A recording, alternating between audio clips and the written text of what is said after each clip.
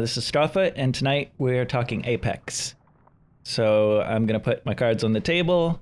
Not really a Battle Royale guy at all. Not to say it's a bad game, but it's just not my thing. And that's okay, because in our virtual Discord studio, we have a tried and true diehard Battle Royale aficionado, right? A man who has won many a chicken dinner. Malek. Whoa. Let's not get carried away. How you doing there, Malek? I'm doing good, man. It's good to be here. It's good to talk some Apex with you guys.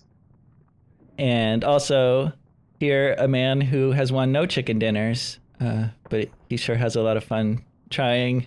Jer the Bear. I like tacos. Yeah. Hell yeah, tacos. I had tacos today.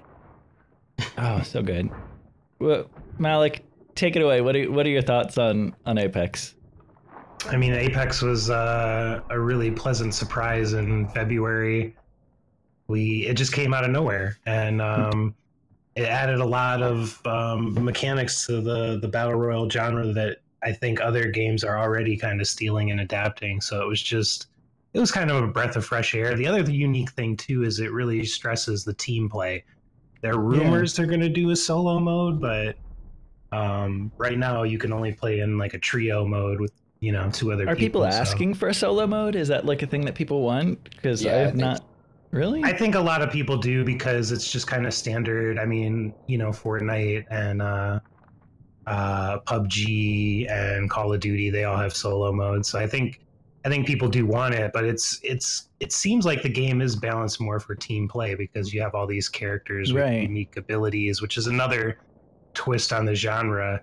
Usually you all kind of start out on the same footing. In this game, there are different characters with different abilities, and they all play pretty differently. So it's a lot of fun. It's definitely kind of changed the game and up the ante. Yeah, I'd be into like a 4-player mode, or even 2-player mode, or just more options. Yeah, absolutely. I mean, I think updates are coming. It's interesting because again, Respawn, who's the developer of Titanfall, and again, this is also set in the Titanfall universe too, which is kind of interesting. A lot of Titanfall fans were upset at first that they weren't getting that Titanfall sequel, but I think when a lot of them play this game, they'll see a lot of similarities. I mean, a lot of the gunplay from Titanfall is pretty much identical in this game. So yeah, that's what I've been told. And I think one of the things I really liked about it, compared to like Fortnite, which I wasn't into at all. Like, even though I'm not that into battle royales, I can appreciate some of the stuff about Apex. And one of the things was the character design. Like, I felt like they had a really like diverse cast of characters that were not your stereotypical like video game like badass white male type characters. You know what I mean? It's true. There's like one white guy. Like, you can be a white guy, or you can be like a not white guy. It's great. They have a non-binary character. Yeah, Bloodhound is a gender non-conforming. I did not realize that. That's right. It's pretty rad. Yeah, it's neat. Steps forward. They don't like overtly talk about it, but if you look into the background of the characters and read the stuff, it tells you about it. No, but that's how you do it right. Like, when you shove it in people's faces, then it's just like annoying and seems like pandering. But just I don't feel like they do that. You know what I mean? They're just like, here's some characters that are awesome because they're like badass sci-fi warrior people. Yeah, and I believe Gibraltar's gay. Yep. Yeah, Gibraltar's is gay, and there's they just came out with a new character that's a double amputee who also happens to be like the fastest character in the game. So he's like on wheels or something? No, he's got robot like legs from the knees down. Like, the character is cool because he's actually based on a fan of Titanfall 2 who beat a gauntlet mode in record time, like 12 seconds. And he used a grenade to do it. He like used a grenade to boost. So the story is he took his own legs in that gauntlet. But I don't know. It's just it's interesting that this game has these characters and everything too, because you know there's a lot of talk about representation and people trying too hard and stuff, and there's also a lot of stereotypes about gamers not, you know, wanting to play games that have representation. And obviously that is an issue. Like, people are loving this game, they're playing it, you know, with this huge diverse cast of characters. So it's like, yeah, we should get more of this. Yeah, Yep. I think it's really good. I also like how they allow an amazing amount of communication without talking. Yeah. It's really great. Like, I'm not good you at can it. point out items and, you know, guys, here's this thing over here. The ping system is amazing. Like, everyone agrees that like every game going forward with multiplayer needs to have something like that. Anthem has already said that they're going to adopt something like that. Oh, really? Fortnite basically stole it in the first couple weeks after it came out. So, Can you describe what the ping system is in case people like have not played a lot of Apex? Absolutely. You can target things on the map just with your target reticle and just press the R trigger, and it'll basically, if you're pointing at a gun, it'll basically, your character will shout out the name of the gun, and then another character can ping your ping basically, so they can say, I want that, to confirm that, you know, they want to pick it up. You can ping ammo, you can ping enemies. There's all kinds of cool things you can do there. Yeah, exactly. They also actually have text to speech to text. Speech to text. Yeah, it's really cool. So if someone you know, if someone was playing the game and they were deaf, and you know, like, the game is actually set to take incoming voice chat and convert it right to text. So that's really unique, I think. I don't know a lot of games that do that right now. Well, and this is also, I mean, Respawn made it, but they're a product of EA, and it seems like, I know EA has a pretty terrible reputation right now, and it seems like they've kept their paws off of it to just kind of let Respawn do their thing. Yeah, they were real busy with Anthem, which seems to have had a great launch. There's kind of an issue with that now, because they just came out with their first season, and there's a battle pass, which every battle royale game has a battle pass now. Actually, Dauntless even has a battle pass. Yeah, that's where a lot of them lose me. It's like I like that initial experience, and then when they start laying on the microtransactions, I kind of pretty quickly. Yeah, I mean, it does have loot boxes, but at the same time, you know, the game is it's a free game, and they've got to have a way to make money. And granted, I haven't played the battle pass yet, and I know there's a lot of complaints, but so far, I haven't seen anything terribly exploitative. No, and that's not me going.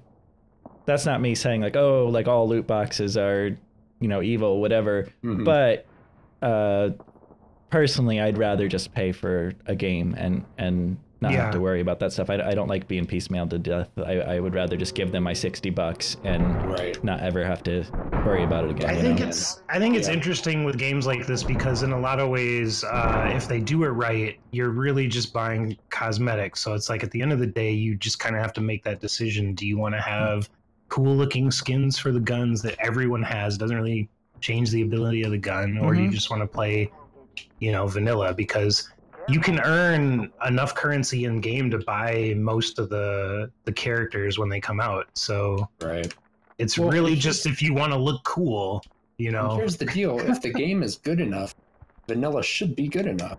Yeah. Right. If a lot of people don't, a lot of people don't have the money to buy a bunch of that shit, and so if the game is good enough, you can play it vanilla and not have to worry about that. Granted, you might not look as cool, but is that really going to detract from the gameplay?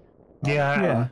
I mean, I do think there is a bit of it's a tricky issue, because there's a lot of peer pressure, especially when you have all these kids playing these games. It's like, I know, but it's weird, because actually, I don't know if you guys saw that thing Sterling pointed out, but like, there's one country, I can't remember what country it was, that has banned loot boxes, and it's Belgium.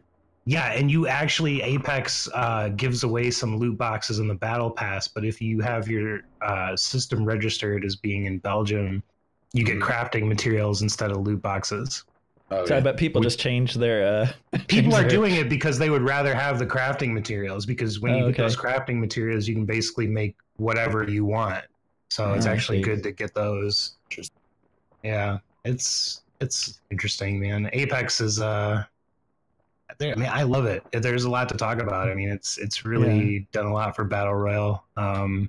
It's kind of proven that Battle Royale is kind of here to stay, I think. It's not a fad, it's a genre now. It seems like anyway.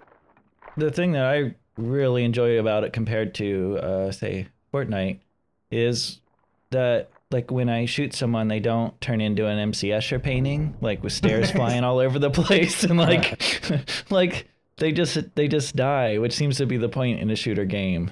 Like I'm not into the. I know that's Fortnite's shtick, but I don't think it's fun. I mean, it's kind of up to you. Like I was talking to Panda from the Discord yesterday, and another guy, and they were just saying how like Fortnite, you know, it's just a different skill gap. You know, because Fortnite has that building aspect, and the people that know how to build in Fortnite, I mean, like just watching them play, it's absolutely ridiculous. My wife and I were getting into some Fortnite streamers recently because it's just like. It's like as soon as you get shot, you just start building, and it's just a totally different game. Whereas Apex is more like a traditional shooter. It's basically it's all about your aiming skills and positioning. So, which I have zero aiming skills. Yeah, right. That's okay. Yeah. I'm terrible at Apex, but I do have fun with it.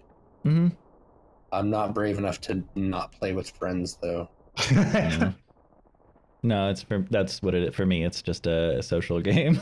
Yeah.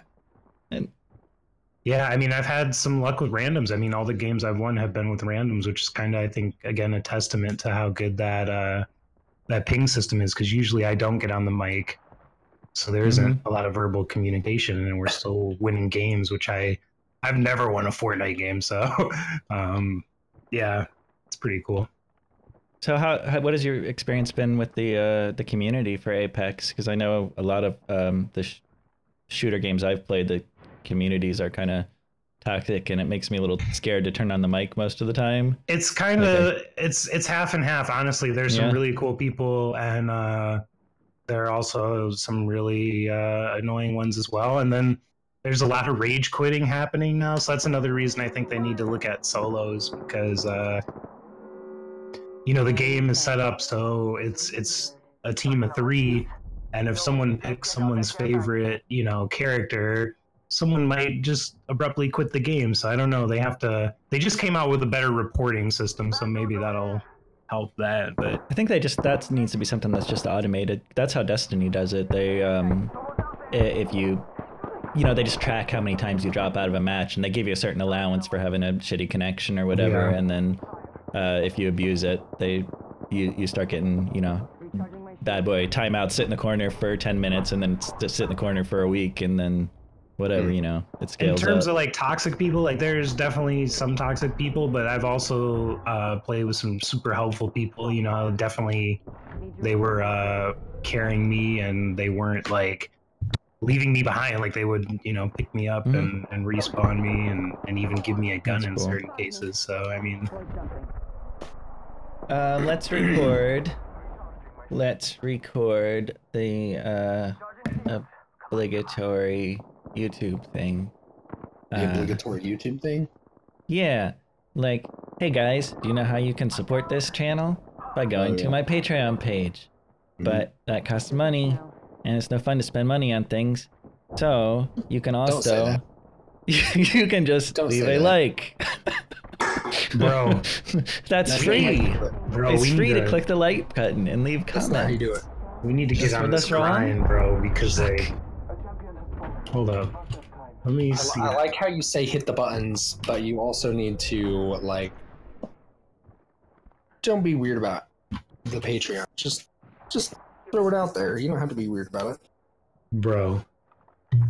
Darkside Phil is making $520 on Patreon a month right now. I know that's not a lot, but that's way more than he has any right to make Yeah. Oh shit. So I just need to be more like Darkside Phil. No. Honestly, So, like- I'm more close to him than you could ever be. And that's the thing I'm trying to tell you. You're a beautiful, vibrant man who creates amazing content. We have to figure out a way to make this work. It just... Are you recording an intro separately? Yes, no, maybe. Are you I'm gonna do make that it- on it'll be your good. own, or are we all gonna do it? He can do it on his own, man. He's got the... I got this. Unless you have something you want to do. No. I mean, I'm just a Jer's fucking good at dork. telling stories. Nah, man. Nah, dude. Nah. All right. I mean, specifically on intros. Yeah, I'm just painfully awkward at everything. Okay, thanks for listening. Smash the like button, subscribe, ring the bell, and give me your money on Patreon, bitches. Fuck yeah. Okay, that was good, right? Yeah, Malek, you were robotic.